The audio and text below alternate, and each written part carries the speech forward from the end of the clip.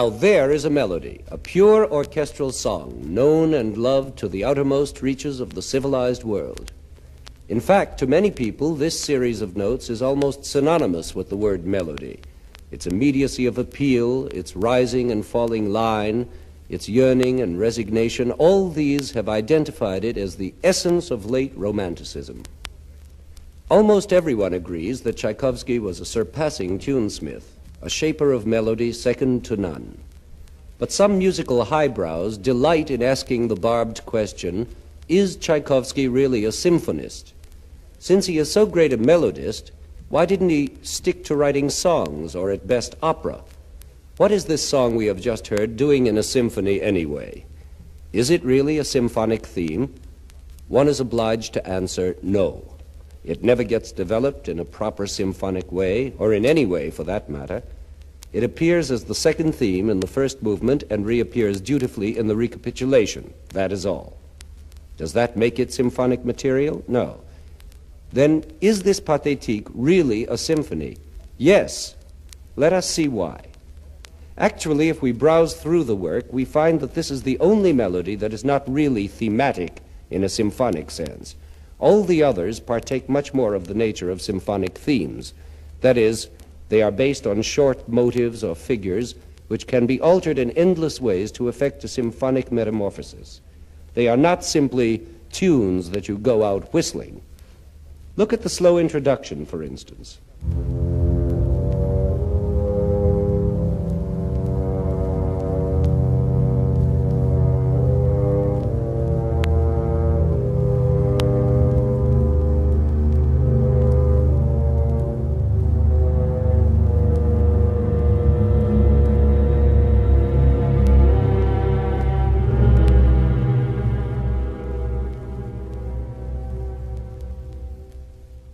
This is rather a motive than a melody.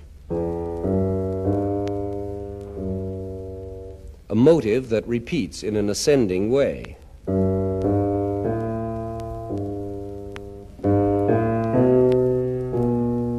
Out of it is born the main theme of the allegro section, certainly not something to whistle.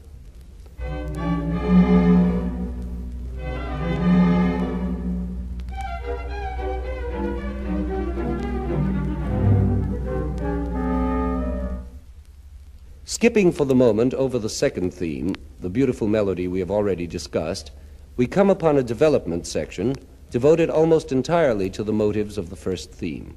And there are no further themes as such. So you see that most of this first movement is not at all concerned with pure song. Moreover, we could go through the other three movements in the same way, with more or less the same findings. And it turns out that the symphony is really more symphonic in character than its critics pretend. Well then, what are those hypercritical critics fussing about? Why are they so hard on Tchaikovsky? They would answer, it is a matter of unity, of form. That kind of inevitable formal flow that makes the symphonies of Beethoven so great. In Beethoven, they point out, B flows out of A and C out of B and D out of C in a way that makes you feel nothing else could possibly have come at any one point. Whereas with Tchaikovsky, they say, anything can happen anywhere. In a sense, they are right. Tchaikovsky's formal procedures are somewhat academic, following the general broad outlines laid down by the German masters, but using those outlines for his own purposes, melodic or dramatic, rather than creating an original sonata form out of the material itself. This is important in the realm of the higher criticism, but it does not make his symphonies any the less symphonies. They are only of another category, born of other impulses, more immediately dramatic, more concerned with shattering contrasts, striking opposites, variety rather than unity. And given their place in history at the peak of 19th century Romanticism, they have their own validity. But this argument alone would not sustain the validity of Tchaikovsky's symphonies.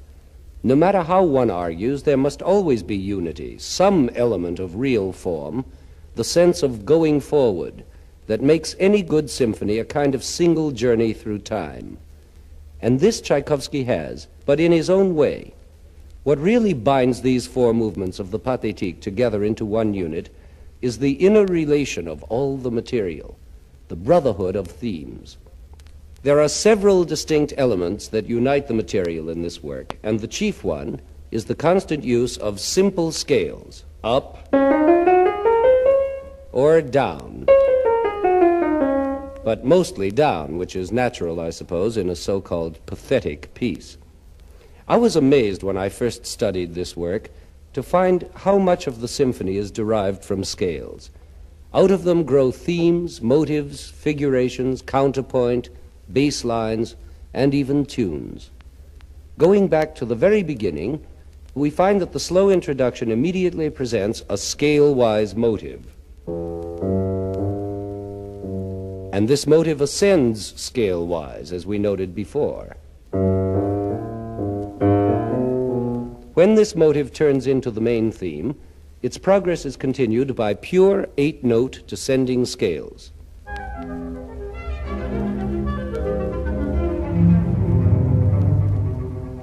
The first climax is achieved by an ascending scale followed by a descending one.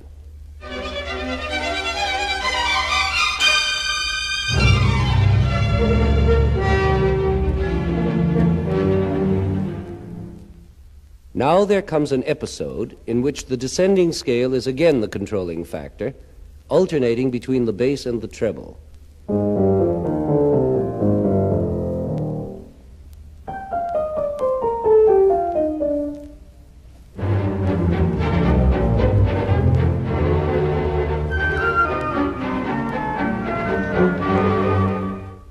A stronger climax is now reached, using the scale-wise motive as well as full rushing downward scales.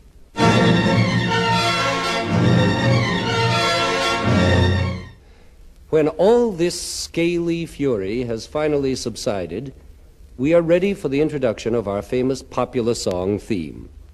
And even this begins with 3 notes of a descending scale. The continuation of the melody is also based on scale motion.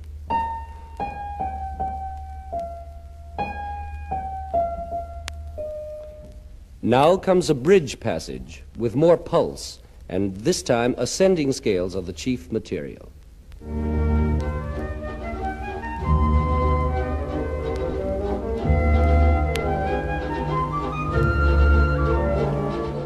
As it continues, Tchaikovsky even introduces a counterpoint in the brass of a slower ascending scale, so that we are now hearing scales within scales.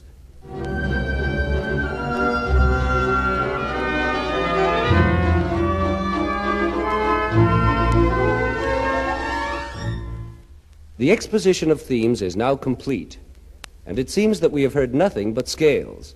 Actually, it is much more interesting than that, and much of the interest derives from the great variety of ways in which Tchaikovsky handles these plain old scales. Now the development section erupts with that famous crash.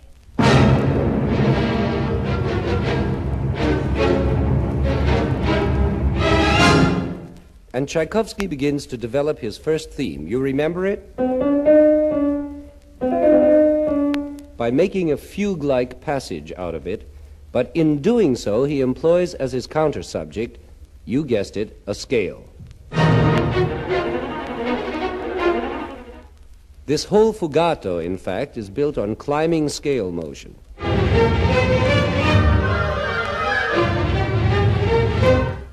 But at the climax, the descending scale takes over.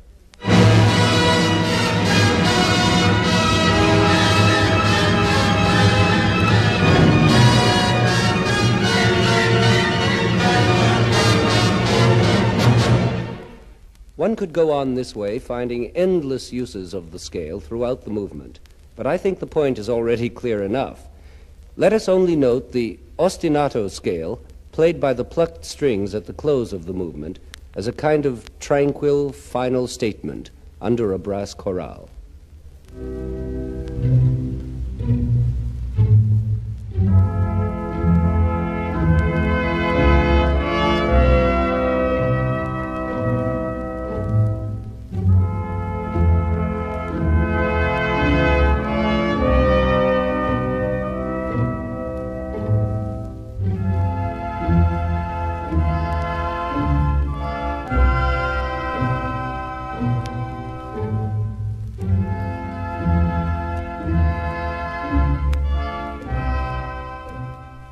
and so on to the end of the movement.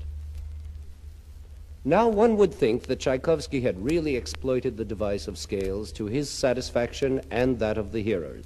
But no, he has only begun. In the remaining 3 movements, he uses scales constantly, not only as figuration, but for themes themselves. In fact, the second movement begins immediately with a charming melody in 5/4 time, built out of ascending and descending major scales.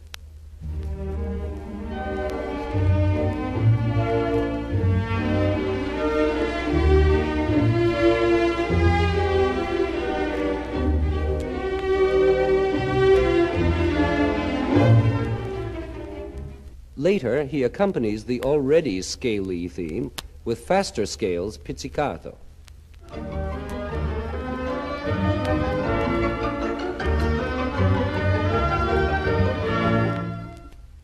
For the middle section of this song form movement, he builds a contrasting, languishing melody, again out of a simple descending scale over a repeated timpani beat.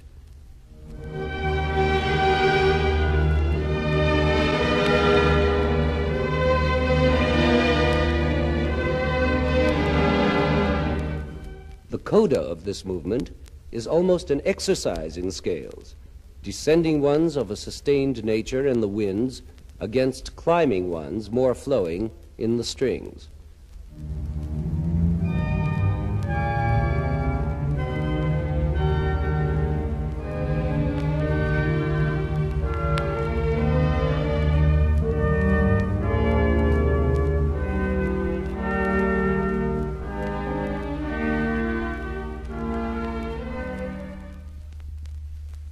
Jumping now to the famous third movement, the great march that always draws applause from the audience, even though the symphony is not yet finished, we find scales rushing, careening, whistling, and flying throughout the movement. Here are a few instances. In the very first theme, the 4th bar is made of 2 swooping scales. Here is the theme in the orchestra.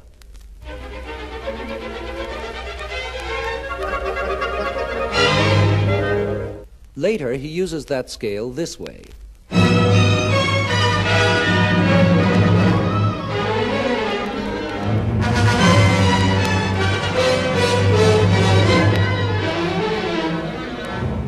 Now notice the descending scale that accompanies the new theme.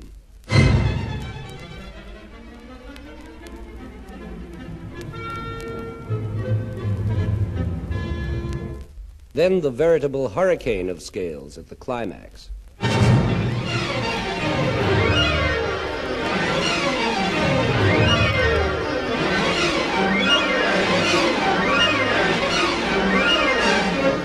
And the grand finale of scales at the end of the movement.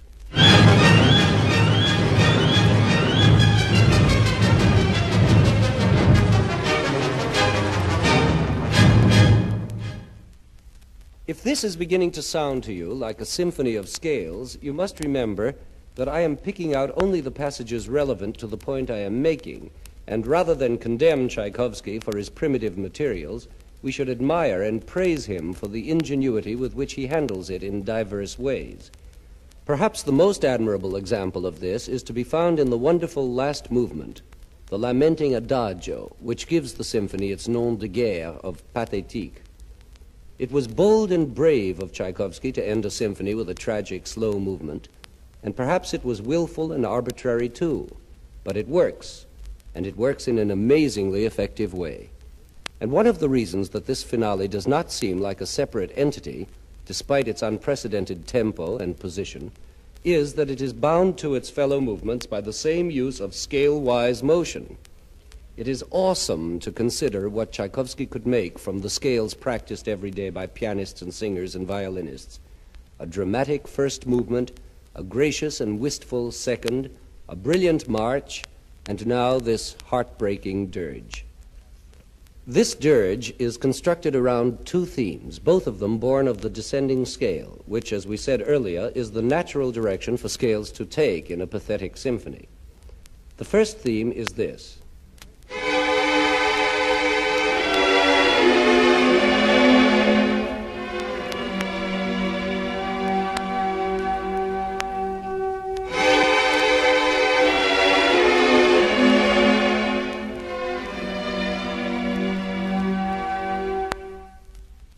The second theme goes this way.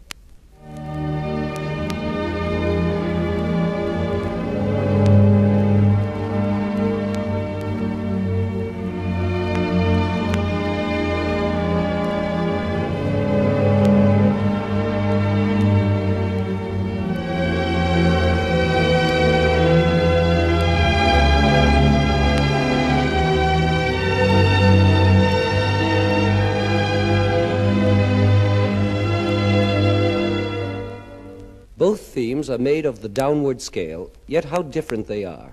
The first, anguished and desperate, the second, noble and resigned.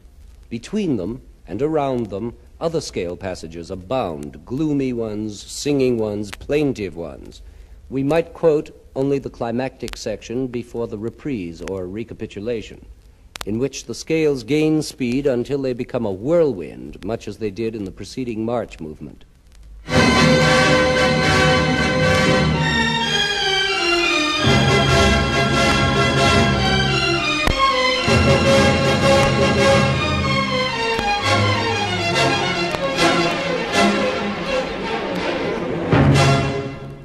And almost the last sounds you hear in the symphony are the dying echoes of the descending scale.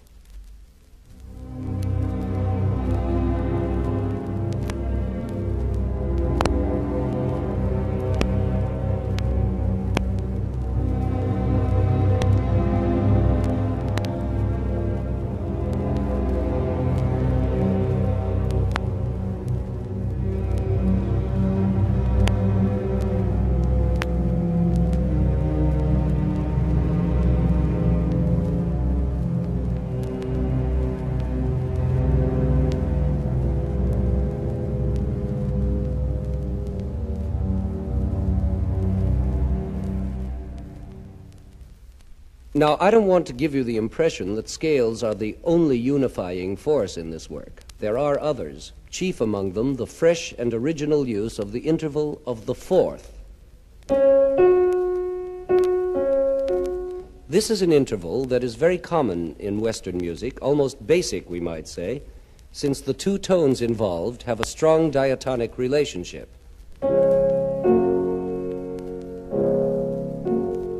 Think of bugle calls like taps, for example, or the theme from L'Arlésienne of Bizet. But Tchaikovsky uses the fourth in a new way. He builds fourth upon fourth, or in the descending version, creating a sound which is prophetic of Hindemith and much other 20th century music. Now listen to this bit of the development section in the first movement and notice the descending intervals of the fourth in the brass.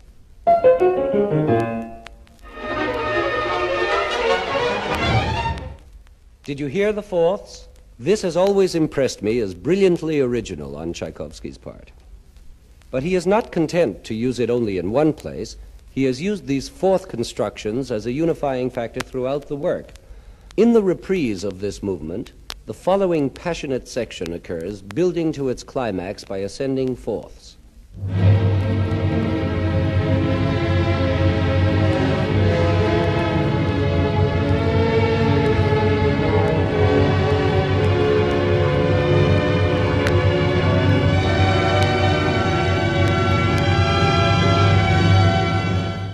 Did you recognize the intervals?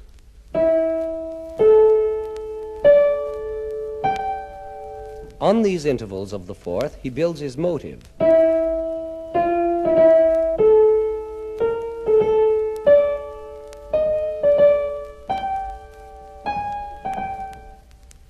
But the real festival of fourths occurs in the third movement, the march. The principal theme is made out of these two intervals of the fourth, combined in a way that produces the familiar tune you all know. It is only hinted at toward the beginning, with the plucked strings showering sparks of descending fourths upon it.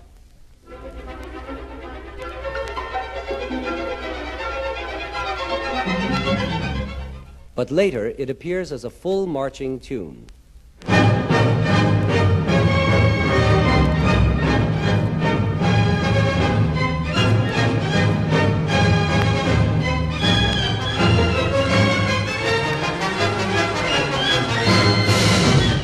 But first, Tchaikovsky has more to say about the fourth. There is a piquant tune in the plucked strings and piccolo, combining fourths with our old friend the scale.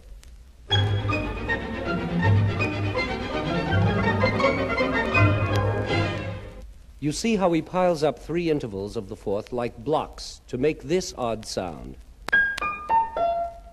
And then, when it comes to developing his march tune, we are barraged with fourths exploding all over the orchestra.